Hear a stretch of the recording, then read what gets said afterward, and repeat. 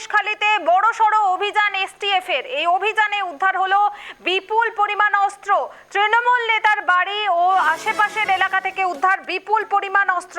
উত্তর 24 পরগনার সন্দেশখালীতে বড়সড় অভিযান এসটিএফ এর। শনিবার তৃণমূল নেতা রবীন দাস ও গোপাল দাসের বাড়ি এবং সংলগ্ন এলাকায় তল্লাশি চালানো হয়। অভিযান চলাকালীন একটি পুকুরে তল্লাশি চালিয়ে বিপুল পরিমাণ আগ্নেয়াস্ত্র উদ্ধার হয়েছে বলে সূত্রের খবর। উদ্ধার হওয়া অস্ত্রের সংখ্যা ও ধরন খতিয়ে দেখছেন তদন্তকারীরা। ঘটনাকে কেন্দ্র করে এলাকায় ব্যাপক চাঞ্চল্যের সৃষ্টি হয়েছে। উদ্ধার হওয়া অস্ত্রের সঙ্গে কোনো অপরাধ চক্র বা বেআইনি কর্মকাণ্ডের যোগ রয়েছে কিনা তাও খতিয়ে দেখছে এসটিএফ। তদন্ত চলছে। ঘটনাকে ঘিরে তীব্র চাঞ্চল্য গোটা এলাকায়। বিস্তারিত জানবো এই মুহূর্তে আমার সঙ্গে টেলিফোন লাইনে রয়েছেন আমাদের প্রতিনিধি সিরাজুল। সিরাজুল, এসটিএফ ঠিক কোন সূত্রে এই অভিযান চালালো, তার পাশাপাশি রবীন দাস ও গোপাল দাসের বাড়ি থেকে তল্লাশিতে কি কি উদ্ধার হয়েছে? আমি যেটা তোমাকে প্রথমে জানিয়ে রাখবো, 2024 সালে শেখ শাহজাহানের সময় কিন্তু সেই সময় যে উত্তাল হয়েছিল সন্দেশখালী, সেই সময় তৃণমূলের দাপুটে নেতা অর্থাৎ তৃণমূল তারপর শেখ শাহজাহান সেই সময় কিন্তু ভারমাত বাহিনী দিয়ে কিন্তু বিভিন্ন ভাবে প্রভাব খাটিয়ে তাদেরকে হেনস্থ করতে এবং ভয়ভীতি হুমকি দেখাতো। সেই নিয়ে তোলপাড় হয়েছিল সন্দেশখালী 2024 সালে।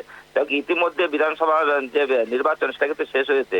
বিধানসভা নির্বাচনে এলাকার মানুষ তারা জানাচ্ছেন সন্দেশখালী আজ সকালবেলা যেটা দেখা গেলো, এসটিএফ এর একটি টিম কিন্তু তারা সেই জায়গায় সন্দেশখালী যে মণিপুর, সেই মণিপুর এলাকায় সেখানে কিন্তু হানা দেয়। সেখানে হানা দেওয়ার পরে কিন্তু এই রবীন দাস এবং তার ভাই গোপাল দাস, এই যে গোপাল দাস সে কিন্তু প্রাক্তন অঞ্চল সভাপতি এবং শেখ শাহজাহান ঘনিষ্ঠ। সেই রবীন দাস এবং গোপাল দাসের বাড়িতে হানা দেওয়ার পরে তার পুকুর বাড়ির পাশ থেকে একটি পুকুর থেকে প্রচুর পরিমাণে আগ্নেয়াস্ত্র এবং গুলি কিন্তু উদ্ধার হয়েছে। ইতিমধ্যে সূত্রে যে খবর পাওয়া যাচ্ছে 21 খানার মতো আগ্নেয়াস্ত্র এবং প্রচুর গুলি কিন্তু ইতিমধ্যে এসটিএফ তারা কিন্তু উদ্ধার করেছে। পাশাপাশি গ্রামের মানুষ সেখানে কিন্তু ভিড় জমাতে শুরু করেছে এবং মহিলারা তারা কিন্তু বিক্ষোভ দেখাতে শুরু করেছে। এলাকার মানুষ যেটা বলতে চাইছে, এই যে গোপাল দাস এবং রবীন দাস তারা কিন্তু হুমকি দিত, অর্থাৎ এই যে বিধানসভার ভোটের আগে কিন্তু হুমকি দিয়েছে যে 2026 ভোটের সময়, এমনই মহিলা একজন বলছেন যে 2026 ভোটের সময় যখন আমরা ক্ষমতায় আসবো, অর্থাৎ তৃণমূল যখন ক্ষমতায় আসবে তখন তাদের মুন্ডু নিয়ে ফুটবল খেলবে, এমনটাই হুমকি দিচ্ছে। তার বারাবাসী এর আগেও কিন্তু মারধর করা হতে এবং ভোট পরবর্তী হিংসা ছড়ানো হবে এবং ভোটে তৃণমূলে জেতার পরে তাদেরকে দেখে নেওয়া হবে, এমনটা হুমকি দিত এই গোপাল দাস রবীন দাস। এমনটা অভিযোগ তুলছে এই গ্রামের মানুষ। এই নিয়ে কিন্তু যথেষ্ট চাঞ্চল্য তৈরি হচ্ছে এলাকায়।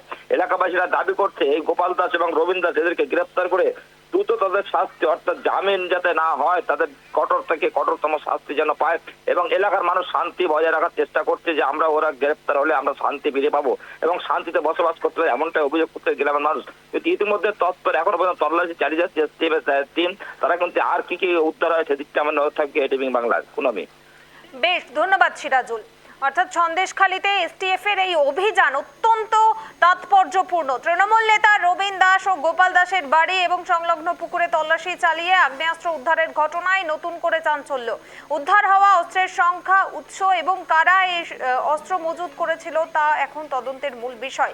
রাজনৈতিকভাবে স্পর্শকাতর এই এলাকায় অস্ত্র উদ্ধারের ঘটনায় রাজ্য রাজনীতিতেও নতুন বিতর্কের সূত্রপাত হতে পারে। এসটিএফ এর তদন্তে আরো কি তথ্য সামনে উঠে আসে সেদিকেই আমাদের নজর।